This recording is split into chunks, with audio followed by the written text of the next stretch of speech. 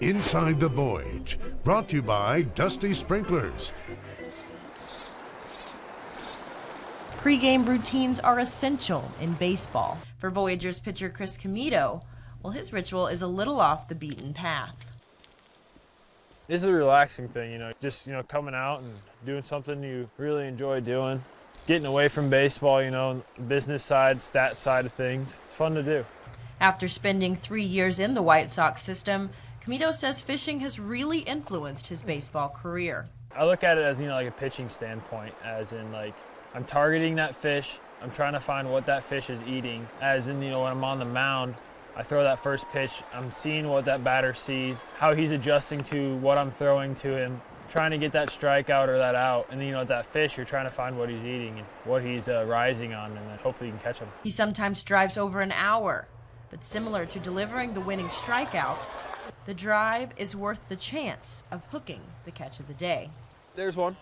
I really haven't had that feeling yet with the fish. I've caught some big fish on a spinning rod, but none on a fly rod. But definitely getting that strikeout in a key moment it's a big adrenaline rush, that's for sure.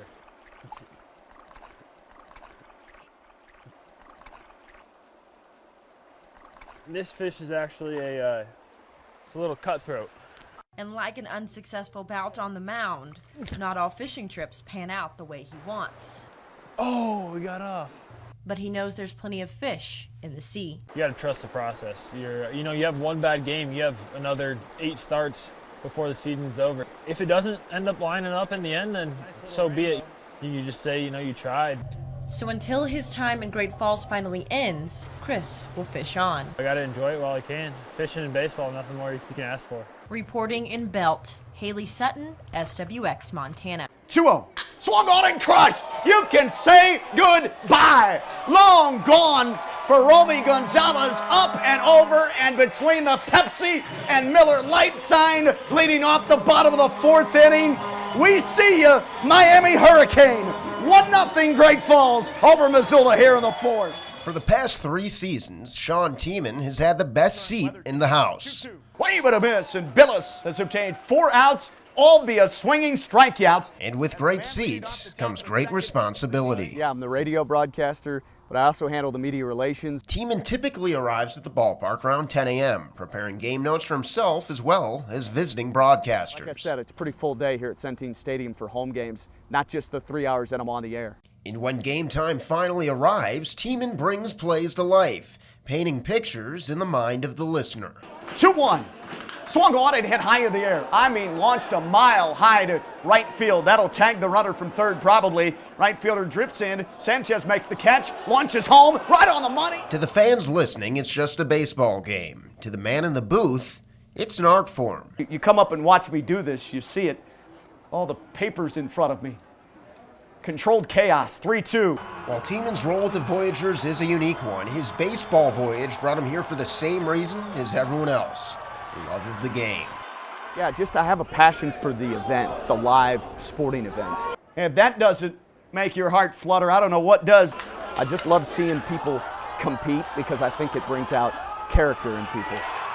Reporting in Great Falls, Adam Chalifoux, SWX Montana.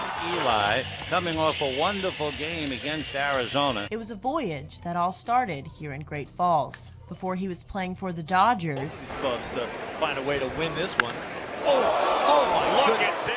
Goes back to 2007. I got drafted by the White Sox in the 3rd round, and they sent me here to Great Falls for my first season after a couple weeks of kind of contract negotiation.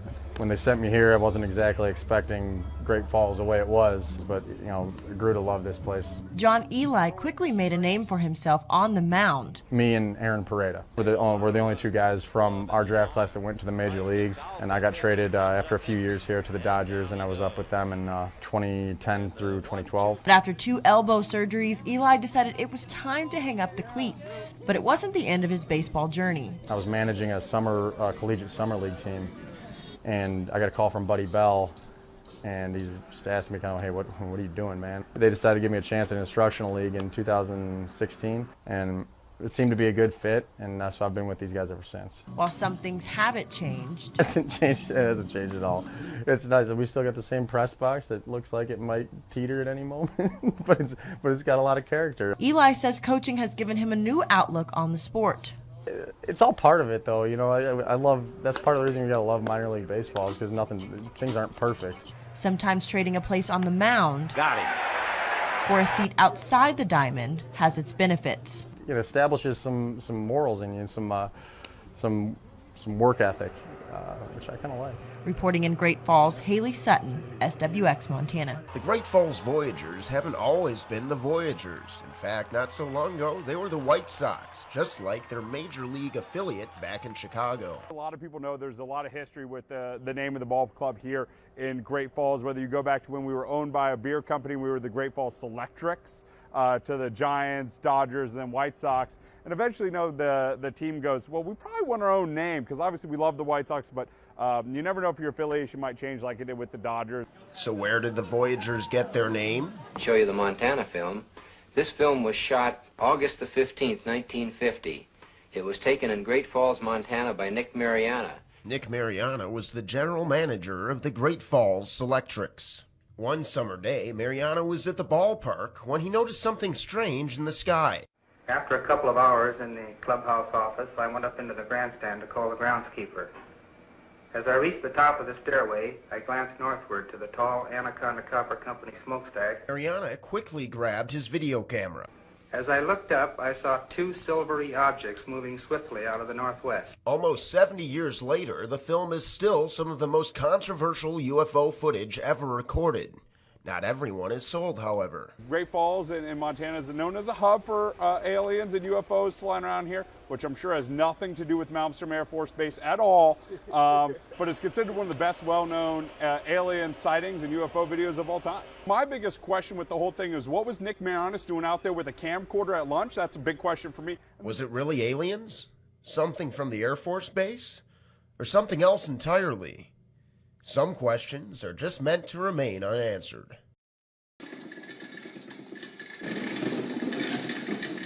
Voyagers groundskeeper Colton Nelson arrives at Centene Stadium early in the morning to start game day field preparations.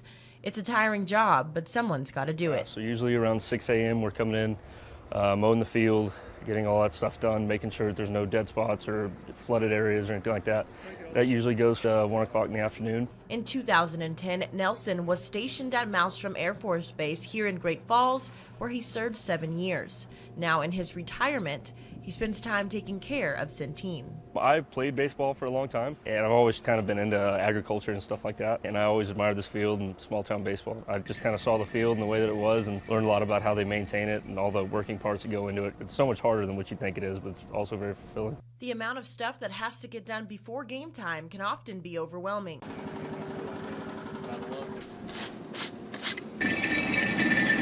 And then from 1 going into 7 game time, we're usually just doing the same thing. We're watering it in really well, filling it up, taking care of any last-second things. And during a big 7-game homestand, it's an everyday, round-the-clock job. As tedious as it may be, Nelson says it's a great reminder of his time in a baseball uniform and helps him understand why field maintenance matters. When I was a player, I didn't really appreciate it as much as I do now, but there's so many working parts that go into it, and it takes a full team, full staff to make sure the show happens every day. But the pride he feels looking at his work is simply incomparable. Before every game, I stand up behind the dugout and I look out over the field, and just knowing that I had a hand in that when they take the field, for a split second, I'm like a little kid again, just watching baseball, and I love that. And it's one of those things that never, ever gets old, and I'm really blessed to be here. Reporting at Centene Stadium, Hailey Sutton, SWX Montana. Before they were Voyagers, they were Hoosiers. 1. And a high fly ball to left. Goodman going back. Goodman at the track looking up, and it's a grand slam home run. Logan Sowers. Now key players in the Great Falls Voyagers postseason run, the chemistry between Logan Sowers and Jonathan Stever is 4 years in the making. Freshman introduction for the baseball team in Indiana, and just sort of getting, everybody just goes together and gets to know the team and who they were. Obviously I knew who he was going in just because he played a big role. The grand slam gives Indiana the 7-0 lead. extremely happy for John when he got drafted. And then to see I got drafted by the same organization, the White Sox, that was pretty awesome, knowing that we would be going through this experience together. We're roommates on the road. We're roommates here in Great Falls. Having witnessed the evolution of each other's games, the two Hoosiers provide unique insight to each other's development on the diamond. It's been nice. I mean, just like knowing sort of his style of play and him knowing my style of play, and just being able to recognize, what each other are doing on the field, and just sort of being able to help or just offer advice in any way we can.